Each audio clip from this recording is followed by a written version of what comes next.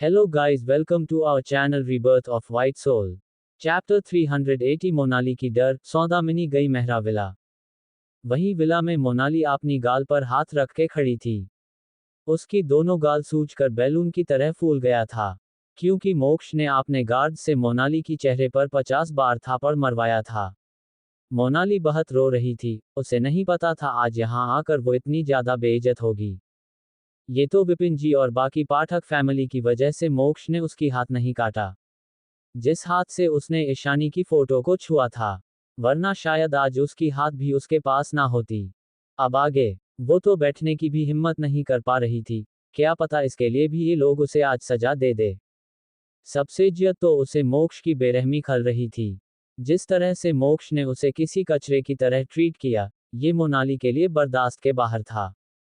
मोनाली को आज तक कभी ऐसे थापड़ नहीं पड़ा था। वो किसी प्रिंसेस की तरह बड़ी हुई थी, घर में सब उससे बहुत प्यार करते थे। इसलिए जब हटे कट्टे ट्रेंड गार्ड ने उसे थापड़ मारा तो वो बीच में 2 बार बेहोश भी हो गई थी। पर फिर भी उन गार्ड को कोई फर्क नहीं पड़ा, जब भी वो बेहोश हो जाती जानबूझकर। वो गार्ड मोनाली की मुंह पर पानी फेंक देते, फिर मोनाली की होश में आते ही फिर से उसे थापड़ मारने लगते। मोनाली की हालत इस वक्त बहुत ही ज्यादा खराब हो गई थी। वहीं रुद्रांशी उसे देखकर हंस रही थी, मोनाली उसे किसी टीवी में देखी कार्टून की तरह लग रही थी। मोनाली की गाल बैलून की तरह फूल गया था, और आंखें पूरी तरह से छोटी लग रही थी, ऐसा लग रहा था जैसे वो आंखें खुली रखने में भी स्ट्रगल कर रही है। रुद्रांशी की हंसी की आवाज मोनाली को किसी कांटे की तरह चुभ रही थी। पर भला वो रुद्रांशी के साथ क्या ही कर सकती थी। विपिन जी को अपनी बेटी के लिए बुरा लग रहा था, पर वो कुछ नहीं कर सकते थे, क्योंकि गलती तो मोनाली की ही थी। वहां जाना अलाउड नहीं है जानकर भी वो वहां गई थी, और उन्हें भी मोक्ष को लेकर मोनाली के दिल में क्या है ये अच्छे से पता था। वो चाहते थे मोनाली इन सब से बाहर आ जाए और देखे कि मोक्ष उसका कभी नहीं हो सकता है, इसलिए उन्होंने मोनाली को सजा देने से रोका नहीं। उन्होंने बस मोनाली को थोड़ी कम सजा देने की रिक्वेस्ट किया था। और मोक्ष ने धमकी भी दे दिया था, अगर अगली बार मोनाली ने ऐसी कोई हरकतें की तो मोनाली को जिंदा नहीं छोड़ेगा।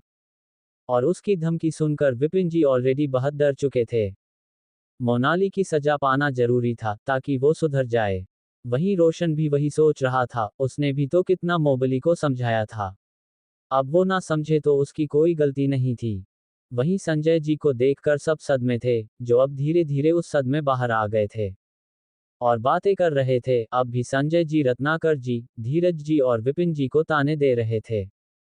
थोड़ी देर में सबके लिए खाना लग गया था, तो मोनाली को छोड़कर सब खाने के लिए चले गए, क्योंकि मोनाली तो ठीक से इस वक्त अपना मुंह भी नहीं खोल पा रही थी, तो भला वो खाना कैसे खा पाती।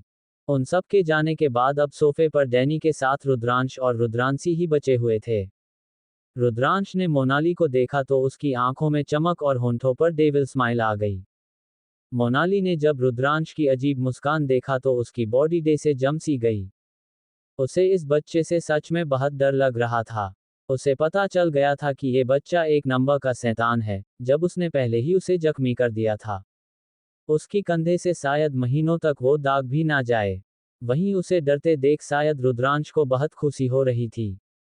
उसकी होंठों पर स्माइल और भी बड़ी हो गई।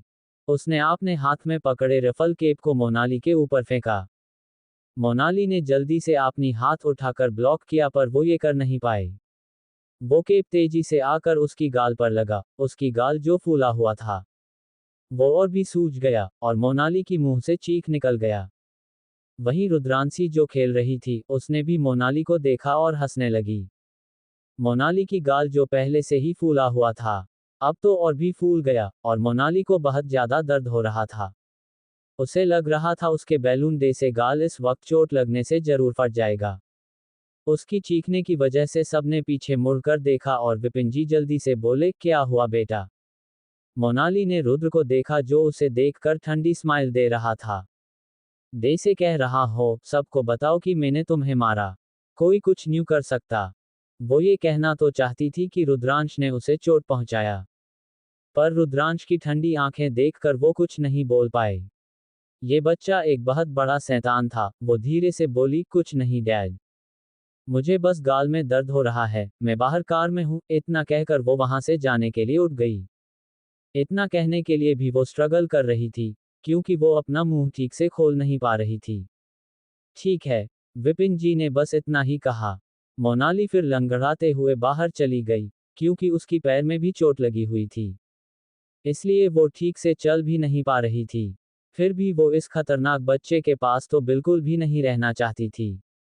क्या पता अगले पल वो कौन सी चीज उसके ऊपर फेंक कर दे मारे। थोड़ी देर बाद खाने के बाद पाठक फैमिली के लोग वहां से निकल गए। रत्नाकर जी, धीरज जी और विपिन जी तीनों ने राजवंश फैमिली से प्रॉपरली माफी मांग लिया था।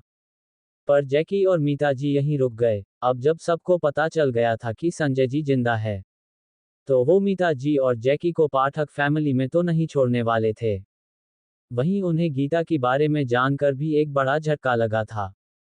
सब आकर सोफे पर बैठे हुए थे और दोनों बच्चों के साथ खेलने लगे थे।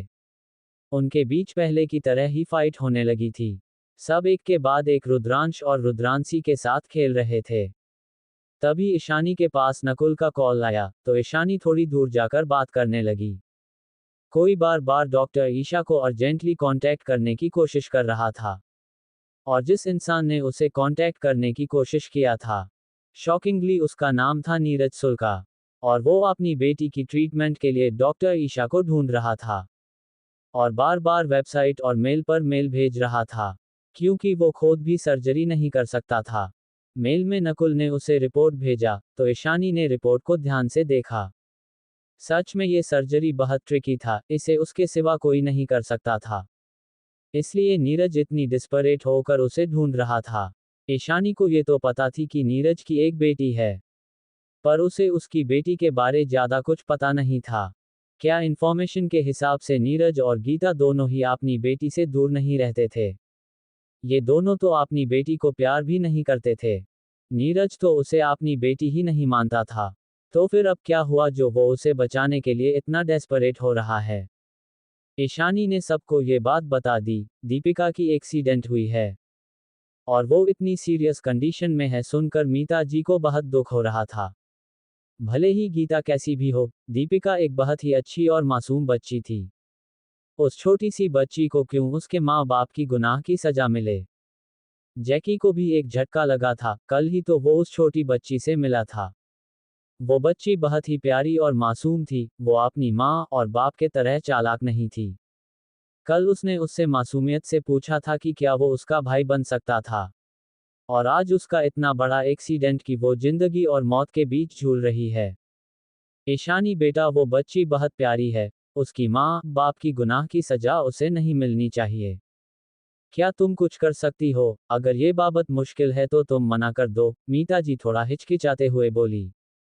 उसे ईशानी से रिक्वेस्ट करना ठीक नहीं लगा। इससे ईशानी बच्ची के ऊपर ज्यादा गलत प्रेशर पड़ सकता है।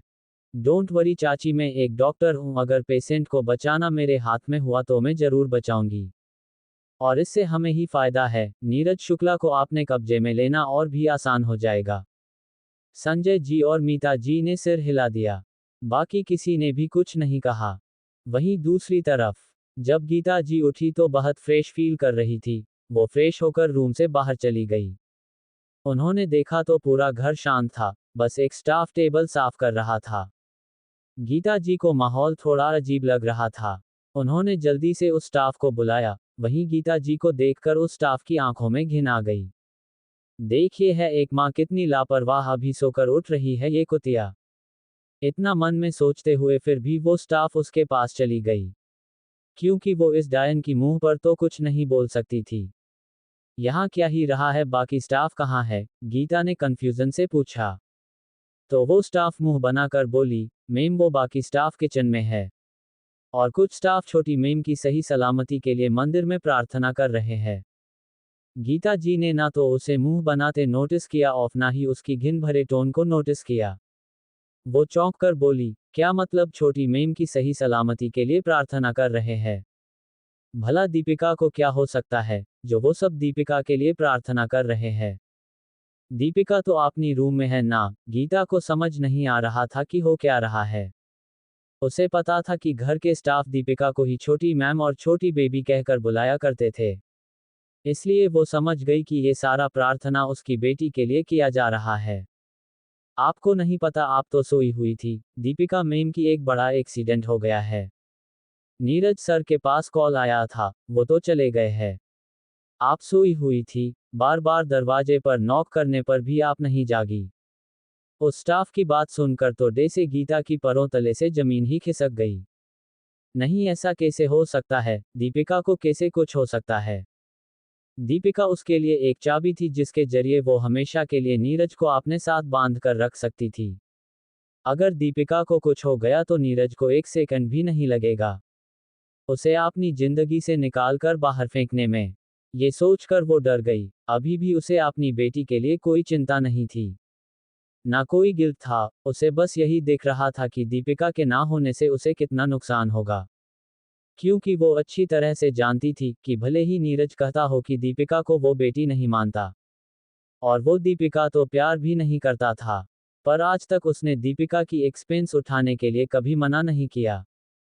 वो दीपिका को हमेशा पैसा भेज देता था ताकि दीपिका को चाहे खरीद सके। ये अलग बात है कि ज्यादातर पैसे गीता खुद ले लेती थी। वो पागल होने लगी थी। स्टाफ को भी पता नहीं था कि दीपिका किस हॉस्पिटल में एडमिट थी।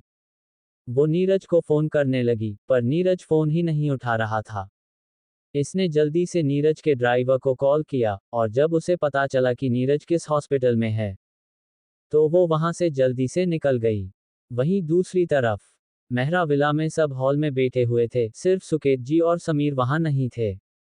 वो किसी बिजनेस मीटिंग के लिए गए हुए थे। तभी एक गार्ड आकर बोला, सर वो बाहर सौदामिनी मैम आई हुई है और उन्हें अंदर जाने देने के लिए बोल रही है। हमने उन्हें मना किया, पर वो वहां से जाने के लिए तैयार नहीं है। उस गार्ड की बात सुनकर सब हैरान हो गए। ये सौदामिनी यहाँ कैसे आ गई? क्या इसे जेल में नहीं होना चाहिए था? प्रभा जी हैरानी से रविकांत जी को देखते हुए बोली। तो रविकांत जी ने भी कंधे उचका दिए। उन्हें भी नहीं पता था कि सौदामिनी जेल से बाहर कैसे आ गई। बाकी सब भी थोड़े हैरान थे। रेहान बोला, चलो वो तो बाहर चलकर ही पता चलेगा कि वो जेल से बाहर कैसे आई और यहाँ क्यों आई है। बाकी सबने भी सिर हिला दिया। सुहाना को ख्याल रखने को बोलकर वो सब वहां से बाहर चले गए। बाहर जाते ही उन्हें गेट के पास से चिल्लाने की आवाज आने लगी। वो सब समझ गए कि ये सौदामिनी जी ही है जो गार्ड के साथ पागलों की तरह झगड़ा कर रही होगी।